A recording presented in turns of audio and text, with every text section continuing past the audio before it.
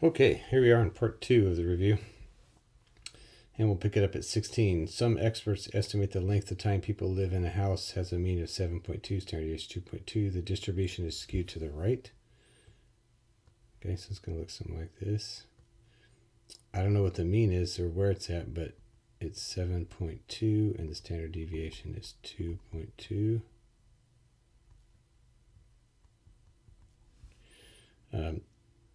Explain why you could estimate the probability that 100 people selected at random lived in their house an average of 8 years, but I couldn't estimate the probability that an individual had lived more than 8. Well, these are individuals, right?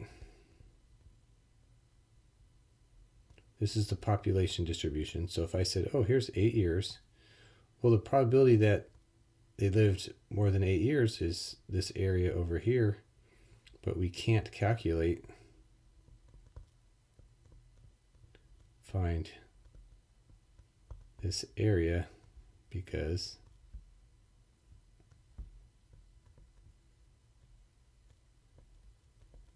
it is skewed.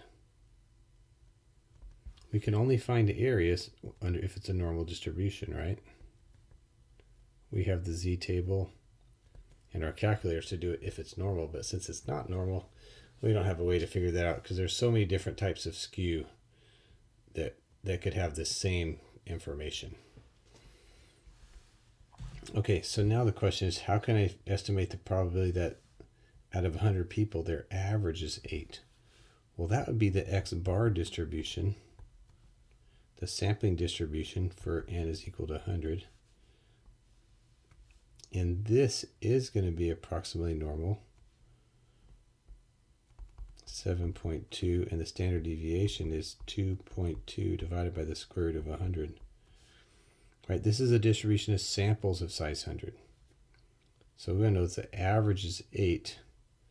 That means I took 100 people, their average is 8. Here there's 100 people, their average is 7. Here, average 100 people, 7.3. So now I want to find over 8. Well, now I can do that because I know this curve is normal and I know the mean and the standard deviation. So I could actually do normal CDF to figure out that area there. All right, 17.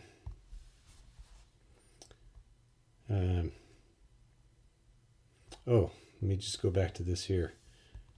How do I know this distribution is normal? That's the central limit theorem. Since n is bigger than or equal to 30, I know this curve will be normal. Okay, 17. 346, 12 are defective. Construct a 98% confidence interval for the percentage of all such items that are defective. For the percent or proportion. So let's see. So this is a 1 prop z interval.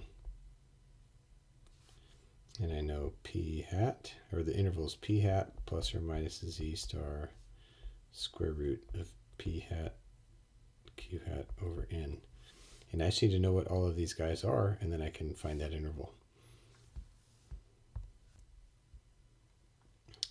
Okay, so once I've got this, this interval here, I know that p hat is, let's see, 12 are defective, so that would be p hat is 12 over 346, which is 12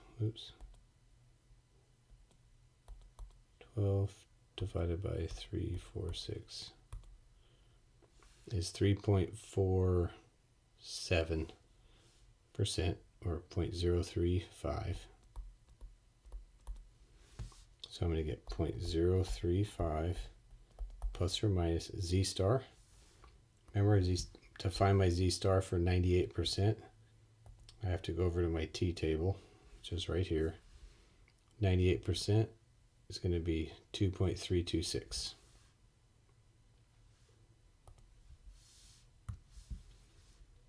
.326 times the square root of 0.035 times the complement of that, so that's 3.5%, so that'd be 96.5 over n, which was 346. So there's my formula, but I can always do that on my calculator. Okay, so I can do stat test. So 1 prop z or interval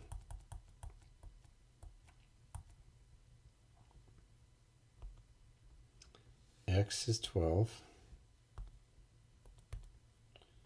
n is 346, and I want 0.98, and I get 1.18%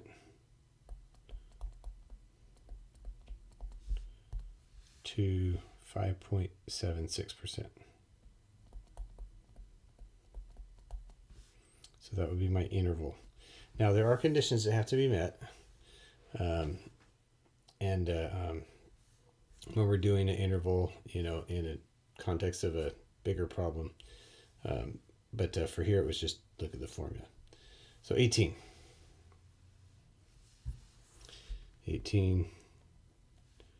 looks like this. Weight loss center provided loss for 72% of its participants. So P is equal to 0.72. P equals the percent who lost weight. Okay, the center's leader decides to test a new weight loss strategy in a random sample of size 140, found weight loss in 78. So P hat is 78%. N is equal to 140. Test an appropriate hypothesis, state your conclusion. So we want to know, they want to test the new weight loss strategy. So they want to see if that's working better. Oops, sorry about that. I had to jump away for a minute. So where were we? The weight loss center provides a weight loss for 72%. But then it tests a new strategy and found 78. So test an appropriate hypothesis. So an appropriate hypothesis would be step 1, H0, P is 72% of people lose their weight or lose weight. The alternative is we think it's increased. So that's what we assume. This is what we want to show. And here's my data that I got. Here's my sample. Okay, and what kind of test is this? So run 1 prop z test. Step 2. Conditions. We have to assume 1, that the sample was random or representative. And does it say, oops, on this number 18 up here, random sample? Check. And step 2, NP has to be bigger than 10. NP is 140 times 0.72, certainly bigger than 10. And then NQ has to be bigger than 10. And NQ is 140 times 0.28 is bigger than 10. So we're covered there. So then thirdly, I can do my test. And what we normally do is we'll say, okay, look at the p hat distribution. And we said, look, mu is 72. My sample is out here at 78. What's the probability that I get bigger than 78?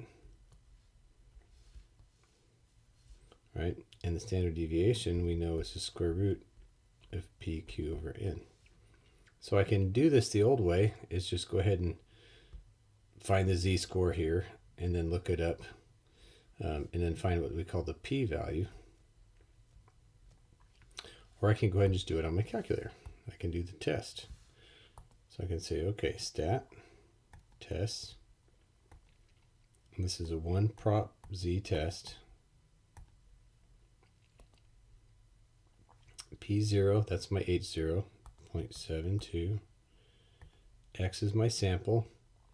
My sample is, I had 140 people.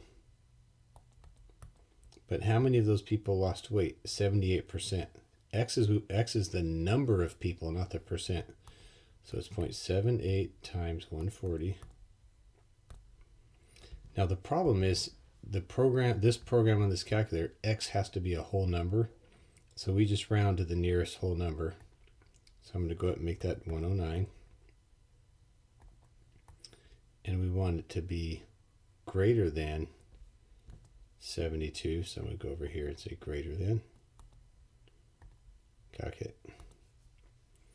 And if I do that, it says my z-score is 1.54. And my p-value, this probability, is 6.14%. See that?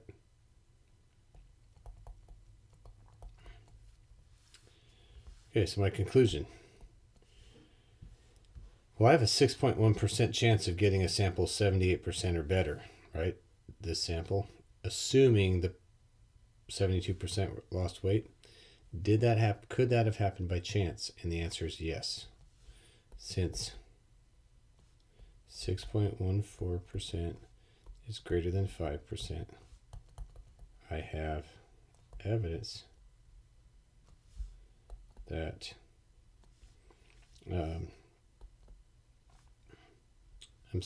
I don't have evidence because it could have happened by chance. I don't have evidence that the new strategy works. And when we say works, we mean improves weight loss to over 72%. Okay. So yeah, just to summarize the logic, we assume it was 72% lost weight. I got a sample of 78%. That happens 6% of the time, just random, by me randomly picking samples.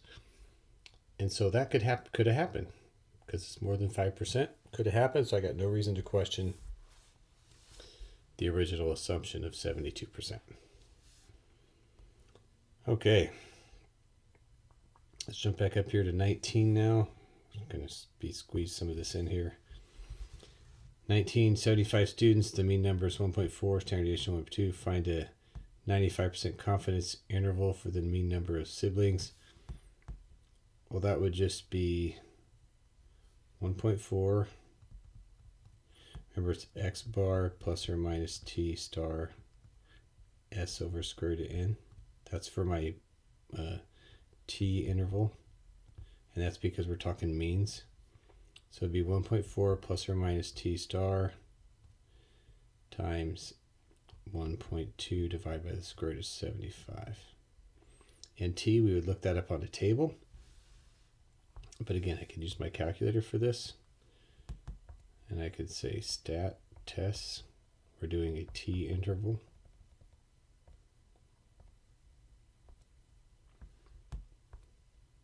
And I'm putting in statistics. So x bar is 1.4. Standard deviation is 1.2. N is 75. Confidence level is 95.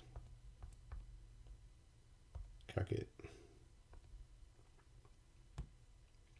So it's 1.12 to 1.68, which should be E.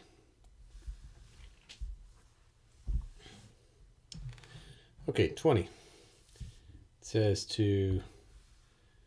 based on the sample of 31, a 90% confidence interval is this. So it goes from 47.7 to 50.3, and we want to find the margin of error. Remember, the margin of error is what you're adding and subtracting to your sample. Well, my sample is going to be halfway between these two. So I can always figure out halfway between two numbers by adding them up. 50.3 and dividing it by 2. I get 49. So halfway between here is 49. That's my sample. So the mean annual precipitation, so my sample was 49 inches. The margin of error is how much did you add and subtract to get to the end. So it'd be 50.3 minus 49, which would be 1.3. That's what I added up, and that's what I subtracted down. So 1.3 would be the margin of error. 1.3 inches. Okay, 21. Okay, I believe this was multiple choice and I cut it off. A researcher is interested in academic performance differences between individuals using an optimistic versus a pessimistic approach. If the researcher claims a significant difference, when in fact none exists. Okay, let's just talk about this first, on this problem. If there's a significant difference between the groups, what does that mean? What does a significant difference mean? That means that a difference exists and is large enough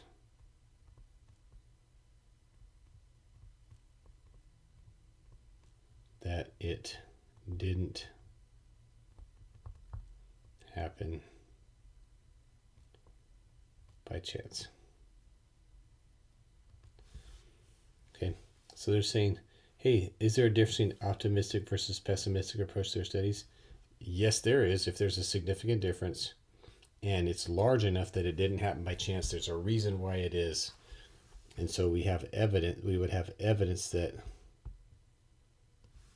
there's a difference. We don't know what it is, we just know there's a difference. Okay? All right, 22.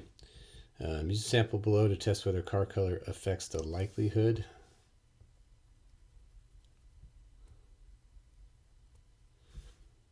of being in an accident. Well, this one notice car color affect being in an accident. That's an association. In other words, is there an association between the two? And that means this is a chi-square independence test. Step 2, there are 3 conditions. Has to be a random sample.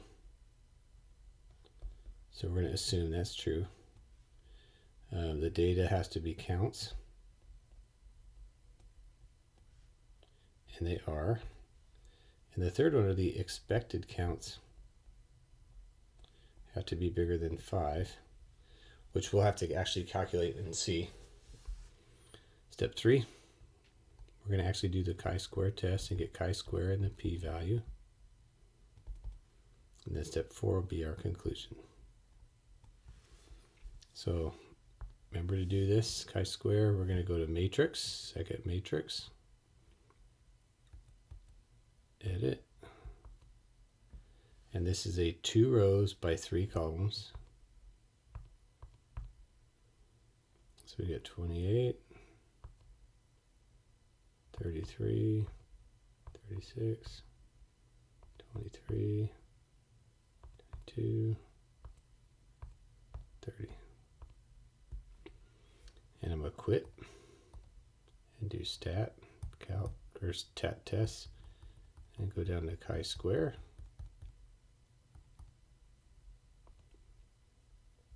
Observed as A, expected it will put them in B for us. Calculate it. And you get chi-square is 0.43429, and then the p-value is 81.81807. 0.807, and this is 0.429. So the p-value is how likely is it that I get that data. And what I forgot to do, because I'm too busy trying to squeeze this in here, is I did the test and I didn't even write a hypothesis. And you have to have a hypothesis, and you're probably screaming at the screen going, what are you doing? Okay, so the hypothesis is that color and accidents are not associated, and HA is that color and accidents are associated. So the p-value is, if we assume there's no association, then we would expect the percents to be the same for each of these, right? That doesn't matter if it's red, blue, or white car, you have the same percent chance of being in an accident. So we're assuming that's true, and then I get this data. Is this data far away from that? Well, this data would happen 80% of the time. So it's not very extreme at all. So my conclusion is, since 80.7 is greater than 5%, I do not have evidence of an association between color and accidents. Now you might think there would be, right? Because people with red cars are going to drive faster, maybe? I don't know. By this data, no. I think people tend to not worry so much about the car color as how good a shape the car is in when they buy them. Unless, of course, it's a new car. But anyway, so this is a chi-square independence test or an association test. Okay, expected counts. We're going to go to matrix, go down to B, because it put the expected counts in matrix B. Enter, and there's my expected counts. So I would expect 28.8 here, right? We put a line and draw it in here. And I can kind of look 22.2, and if I scroll to the right, 37 and 28, and then,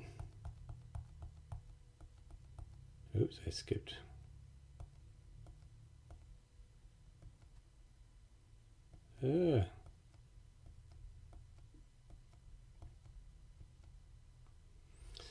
Okay, so this is like skipping real fast. So 28 and 22 for the first column, then 31 and 23 for the second column, right? And if I keep on going, there it is, 37 and 28 for the last column. So my expected counts are in fact bigger than 5. All right, 23.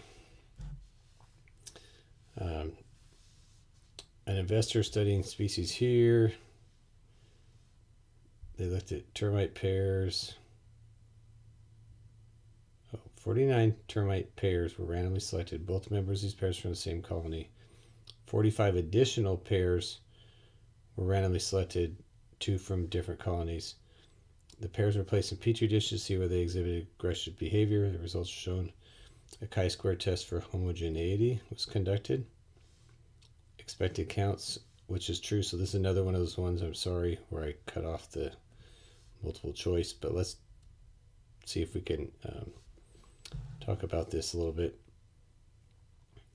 We've got, let's see, we're trying to just decide if the same if they're from the same colony or different colonies, if that affects their aggressiveness, right? We want to see if aggressive behavior. So here's this right here would be sample 1. This right here would be sample 2. And this is my variable, aggressive or non-aggressive. So if I did chi-square homogeneity, H0 would be the distribution of aggressiveness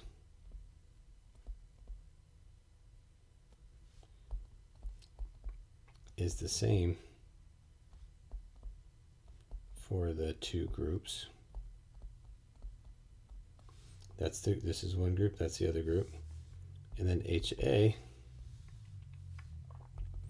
the the distribution of aggressiveness for the is different for the two groups. So that'd be step 1. Step 2 would be conditions. Step 3 would be the test. You do chi-square and the p-value. Your calculator will give those to you. And then step 4 would be your conclusion. Okay, so if you put that data in your calculator, we'll go ahead and do it real quick. This is a 2x2.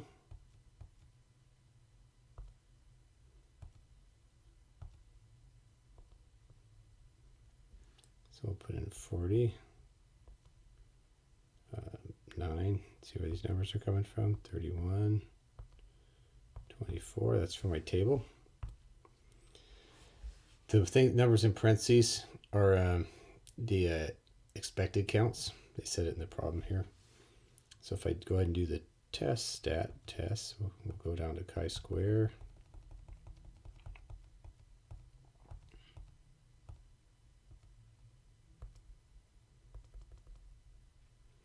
And I get the chi-square is 7.638, which is what they told us.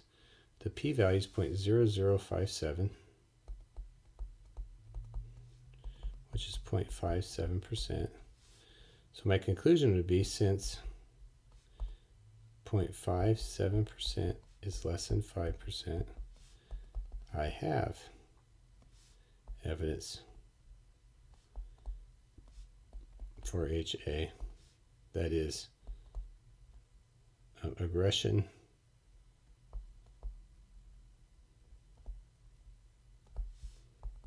is different for the two groups. And those two groups are ants or termites from the same colony or termites from different colonies. All right, and that is it for this, and we will talk more in class, of course, about it. All right, thanks.